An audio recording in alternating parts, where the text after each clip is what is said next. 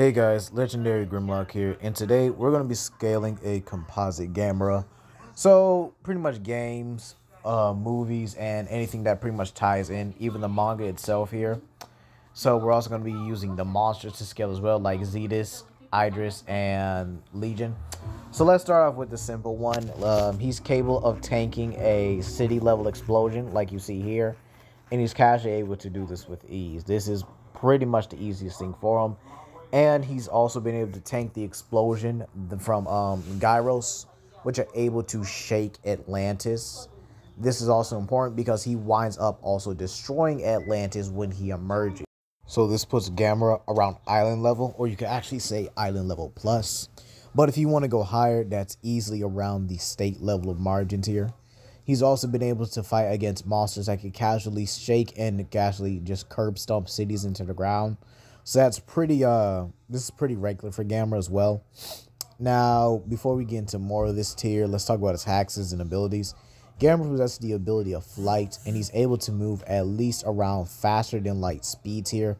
This allows him to perform aerial and acrobatic feats, even being able to blitz monsters such as Zetus, who would be above Legion, and Legion can actually cross space like it's nothing. So this again would put Gamera into the faster than light, too many times faster than light and further. Okay, he's also been able to blitz monsters in his caliber, such as Gilliton,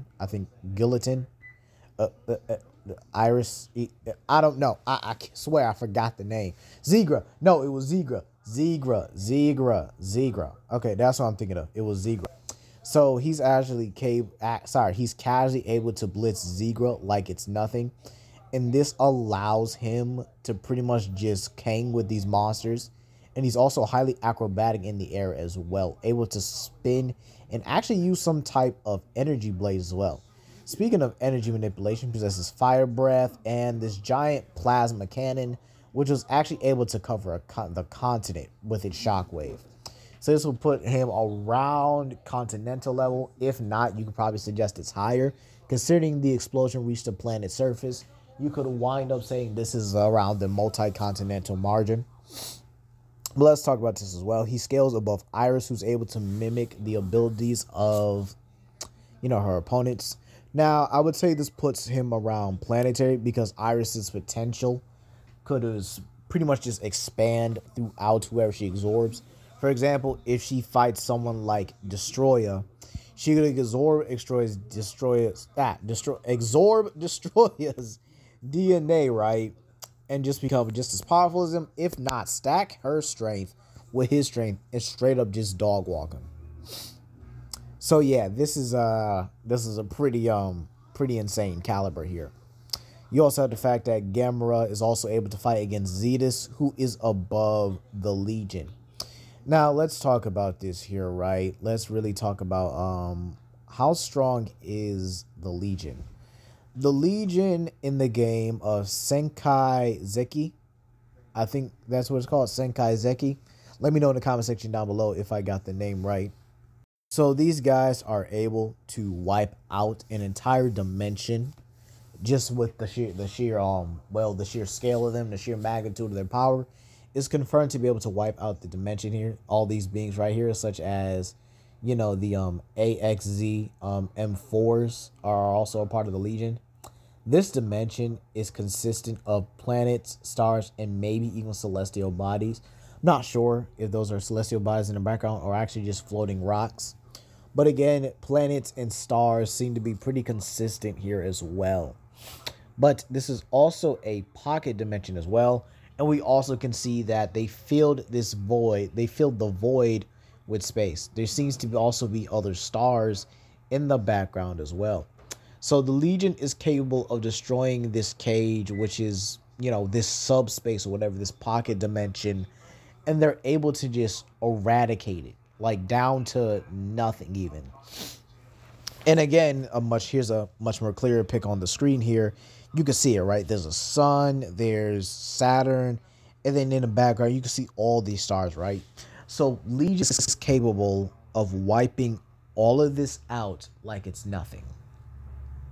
Legion, this monster right here, is capable of wiping out an entire dimension like it's nothing. This would put Gamera either or in the solar system department or, hear me out, the universal department. You see, wiping out a pocket dimension is no small feat. It is still a universe, whether it's small or it's big. It doesn't matter the size of the universe. If you're still able to destroy it, that should put you in the realm of universal. Okay? So Gamera is also able to cause, some of the simple stuff that other kaiju do as well. He's able to cause earthquakes when he steps. He's able to tear through tectonic plates. He's able to, blitz other monsters. He's actually incredibly smart as well. Actually should be in a genius IQ level. This comes from how he fights and how he acts with these other monsters, being able to blitz them like they're nothing, being able to use his basically his air superiority to his advantage in order to get the upper hand on monsters that could literally be much stronger than him. He's also shown the ability to simply adapt and overcome obstacles just with his intelligence as well. For example, when Iris absorbed his DNA, right? Iris didn't get, I guess you could honestly say, his aerial precision. Okay? And so what Gamera did was he took Iris in the air, right? And proceeded to fold her in a heartbeat. Okay? He just straight up just folded her. Alright? And in situations where it calls for it, he will use things like fire or actually use the explosions to heal himself. So he has a form of regeneration I would like to call pyro regen. This is based off the literal fire that he's able to consume and absorb. Meaning he's able to absorb this fire and use it to, well, whatever he wants. He could restore his, he restore lost limbs if he want to. He could come back to life, even activate a second form called Avant Gamera. Yeah, not much is really known about this level. It's actually even lowballed till around like small building. But if we actually stack it as another power boost in another opening, not another power boost, as another power level, I do believe that this would mean Gamera has a burning state like High C Godzilla. Okay? And monsters like Iris and Zetus also scale above the Legion. So it's very possible you could put him in still that universal department, because you would have to go beyond solar system. You would have to go beyond galaxy, okay, which is the next step. And then you would have to hit that universal. And then if you're above that, that would just make you like a universal plus, if not possibly a multiversal entity. But from what I've seen from the scaling from other monsters and other entities, Gamera could actually be clocked around solar system to universal. I think it's very safe to say that here. But let's really talk about this. You guys are probably going to ask me in the comment section, where does he compare to Godzilla? What Godzilla does he really compare to? And well, let's talk about it. He is easily superior to that of the legendary Godzilla, the one from the Monsterverse. And he's superior to, he's in the same caliber as the High C Godzilla. High C Godzilla has the solar system stats and the solar system levels to pretty much be in the same boat as Gamera, okay? But when it comes to things like Toho, oh no. No. He's not beating Toho Godzilla no time soon. That Godzilla has far too high of scaling to even be considered a regular Godzilla at all. The sheer fact that Toho Godzilla is able to scale above Leo Mothra, okay, who was able to match and defeat Death Ghidorah, who could absorb the power of the universe, and Leo Mothra can manipulate fate. There's also the Ikuzagami scaling, which absolutely dwarfs anything that Gamera does. The fact that he's able to use the sun itself and bend that entire star to being able to straight up one-shot straight up one-shot a lot of entities. It's absolutely amazing how these power levels actually just differ. I didn't think it would be too much of a difference when I did the research, but I think that Gamera really doesn't stack up to Heisei Godzilla.